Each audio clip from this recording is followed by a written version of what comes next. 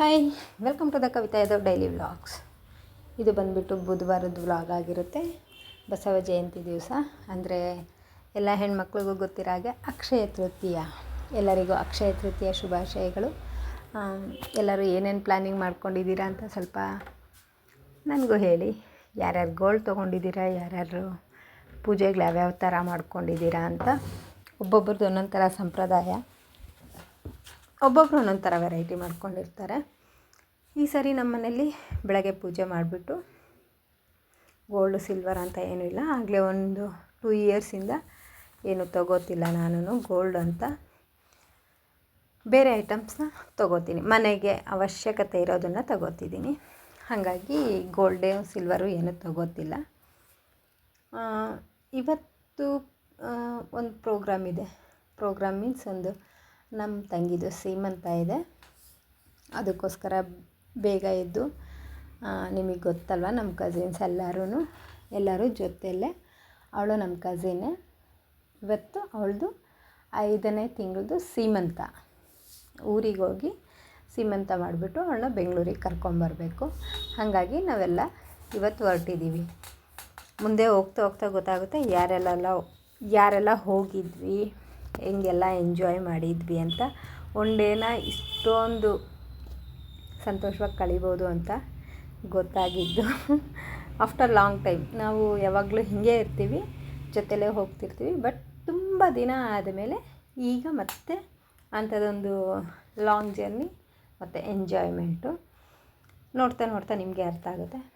ನಾನು ಹೊರಗಡೆ ಕಸ ಎಲ್ಲ ಗುಡಿಸಿ, ಒಳಗಡೆಯಿಂದ ಕಸ ಎಲ್ಲ ಗುಡಿಸ್ಕೊಂಬಂದೆ, ಮನೆಯೆಲ್ಲ ಒರೆಸ್ಬಿಟ್ಟು ರೆಡಿ ಆಗಬೇಕು.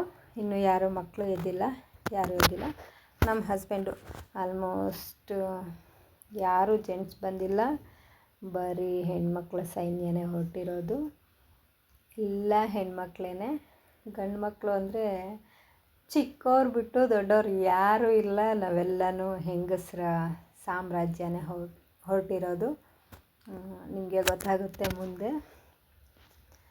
ಆಮೇಲೆ ಇವತ್ತು ಬುಧವಾರ ಮತ್ತು ಅಕ್ಷಯ ತೃತೀಯ ಇರೋದರಿಂದ ನಾನು ಬಾಗಿಲಿಗೆಲ್ಲ ಅರಿಶಿನ ಹಚ್ಬಿಟ್ಟು ರಂಗೋಲಿ ಹಾಕ್ಕೊಂಡು ಪೂಜೆಗೆಲ್ಲ ರೆಡಿ ಮಾಡ್ಕೊಬೇಕಲ್ವ. ಅದಕ್ಕೋಸ್ಕರ ಬೇಗ ಕೆಲಸ ಆಗಲ್ಲ. ಎಷ್ಟು ಮಾಡಿದರೂ ಹೆಣ್ಮಕ್ಳಿಗೆ ಕೆಲಸ ಮುಗಿಯಲ್ಲ. ಬೇಗ ಮುಗಿಸ್ಬೇಕು ಅಂತೇಳ್ಬಿಟ್ಟು ಬಾಗಿಲಿಗೆಲ್ಲ ಅರಿಶಿನ ಹಚ್ತಿದ್ದೀನಿ. ಅರಿಶಿನ ಹಚ್ಬಿಟ್ಟು ಸ್ವಲ್ಪ ತೇವ ಇದ್ದಾಗಲೇ ರಂಗೋಲಿ ಹಾಕ್ಕೊಬೇಕು. ಆವಾಗ ನೀಟಾಗಿ ಕೂತ್ಕೊಳ್ಳುತ್ತೆ. ಇಲ್ಲಾಂದರೆ ಓಡಾಡ್ತಿರ್ತಾರಲ್ವ ಮಕ್ಕಳು, ಓಡಾಡ್ತಾನೆ ರಂಗೋಲಿ ಇಟ್ಟೆಲ್ಲ ಹಾಳಾಗ್ಬಿಡುತ್ತೆ. ರಂಗೋಲಿ ಡಿಸೈನೇ ಚೇಂಜ್ ಆಗಿಬಿಡುತ್ತೆ. ಇದು ಹೊರಗಡೆ ಹಾಕಿದ್ದೀನಿ ರಂಗೋಲಿ ನೋಡಿ. ತುಂಬ ಚೆನ್ನಾಗಿ ಬರುತ್ತೆ ಅಂತ ಇಲ್ಲ, ಪರವಾಗಿಲ್ಲ, ಹಾಕ್ತೀನಿ ರಂಗೋಲಿನ.